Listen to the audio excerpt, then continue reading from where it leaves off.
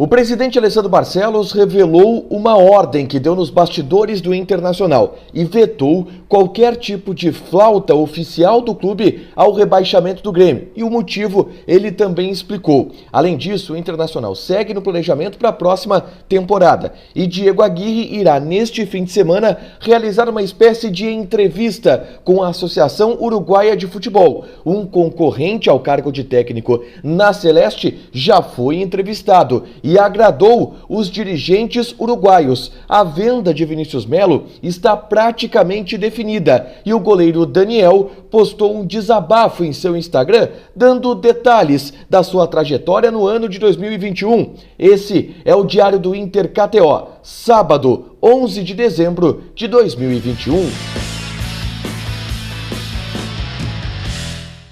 Tudo bem, gente? Obrigado pela participação aqui. Não esquece de deixar teu like, de te inscrever, de ativar as notificações. Vamos pro Diário do Inter KTO. Deste sábado tem muita coisa importante para falar para vocês. A temporada de 2021, ela acabou, mas o planejamento pensando na temporada de 2022, ele já começou esse planejamento e com detalhes importantes a serem destacados no dia de hoje. Mas a maneira como a temporada de 2021 ela se encerrou, deixou o torcedor colorado, é claro, descontente em relação ao que o Internacional apresentou. 12ª colocação no Campeonato Brasileiro, antes havia sido eliminado na Libertadores, eliminado na Copa do Brasil.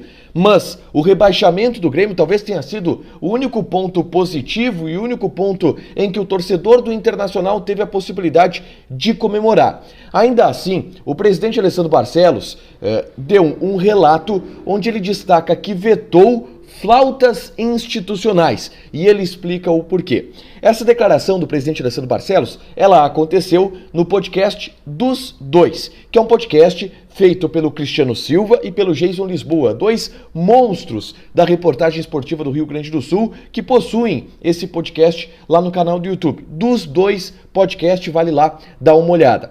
E nessa entrevista, que é uma baita entrevista, eu vou trazer daqui a pouco conteúdos também relacionados a alguns temas que o presidente Alessandro Barcelos abordou nessa fala, mas um dos pontos que mais chamou a atenção foi que o presidente destacou que internamente ele baixou um decreto. Ele vetou, dentro do departamento de comunicação do clube, qualquer tipo de possibilidade de flauta institucional do Inter ao rebaixamento do Grêmio. E a gente precisa aceitar aqui que esse tipo de flauta é normal entre os clubes. Por exemplo, o Grêmio, quando venceu o Botafogo e praticamente rebaixou o Botafogo na temporada passada, deu uma flauta no Botafogo. Quando o Botafogo agora respondeu a partir da queda do Grêmio, é algo que acontece. Entre dupla Grenal, então, isso acontece com muita frequência. O Grêmio faz postagem cutucando o Inter faz postagem cutucando o Grêmio. É normal. Só que o que o presidente revelou é que ele sabe que o fim de ano do Inter ele foi ruim, que o Inter não conseguiu ter sucesso, não conseguiu ter resultados que buscava. E por conta disso, ele, olha, vamos esquecer o Grêmio. Eles foram rebaixados? Ok. O torcedor vai zoar? O torcedor vai zoar. Mas nós não podemos, porque a gente não fez a nossa parte. A gente não conseguiu atingir os nossos objetivos. E se a gente ficar tripudiando em cima do rival, mostra uma pequenice do Internacional. Então o presidente vetou isso por parte dos perfis oficiais do Internacional, que eu achei até uma atitude inteligente. É claro que alguns jogadores zoaram por eles mesmos. O Tyson, por exemplo, publicou um vídeo no seu Instagram onde ele joga FIFA e no fundo toca um pagode que faz alusão ao rebaixamento do Grêmio. O Moisés postou a célebre frase, cadê o cavaco? Que inclusive virou frase de camiseta agora. Mas dos perfis oficiais do Internacional não houve e não haverá nenhuma menção ao rebaixamento do Grêmio, nenhuma flauta ao rebaixamento do Grêmio através de um veto que foi executado pelo presidente Alessandro Barcelos e ele revelou isso. O próximo assunto que eu trago aqui, e é mais direto em relação ao planejamento para a próxima temporada, se trata novamente da atualização da situação do Diego Aguirre. Neste fim de semana, o Diego Aguirre deverá se reunir pessoalmente com dirigentes da Associação Uruguaia de Futebol para conversar e, quem sabe, alinhavar uma possibilidade de proposta. O Uruguai pretende, até a próxima segunda-feira, definir quem é o seu novo treinador. O Diego Aguirre é o favorito, só que O Diego Alonso, que treinou o Nacional, trabalhou no futebol mexicano, trabalhou no futebol norte-americano, ele já fez uma entrevista online com os dirigentes da ALF. E essa entrevista, pelo que relata a imprensa uruguaia, agradou bastante os dirigentes da Celeste. Entrevistaram o Diego Alonso, gostaram. Vão entrevistar agora pessoalmente o Diego Aguirre, que aos poucos perdeu um pouco de força em seu nome lá no centro da ALF. Hoje ainda o favorito é o Diego Aguirre, tá? Mas essa entrevista é muito importante para que ele possa de fato se candidatar como o candidato, desculpa a redundância, mas como o principal nome para assumir a seleção uruguaia.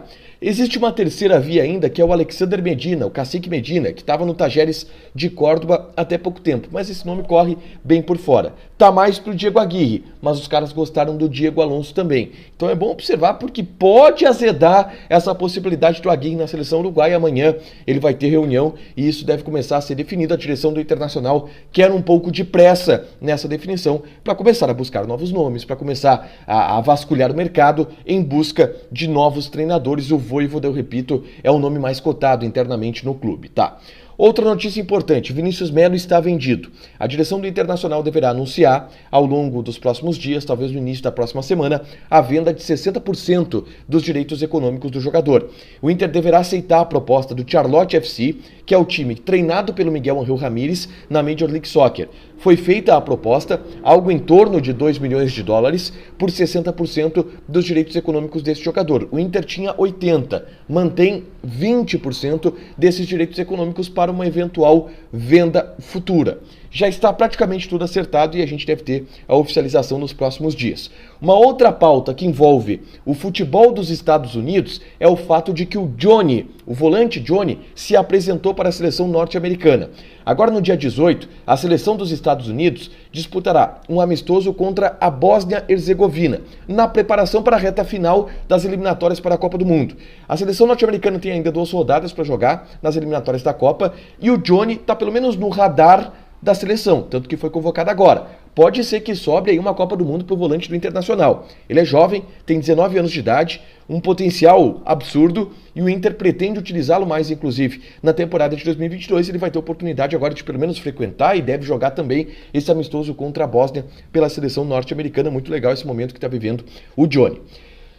Outro assunto que eu trago aqui, e para fechar, é sobre o goleiro Daniel. Ele postou um desabafo no seu Instagram e um relato e um resumo, na verdade, da temporada dele nesse ano de 2021. Onde ele relata, por exemplo, que ele iniciou o seu ano se preparando para o Gauchão, porque seria a chance tão aguardada ao longo de 10 anos, e a competição começou com muita pressão em cima dele, e inclusive críticas desproporcionais. Vocês lembram que quando o Daniel assumiu o gol em algumas partidas do Gauchão, ele falhou, eu me lembro no jogo contra o Pelotas, tá?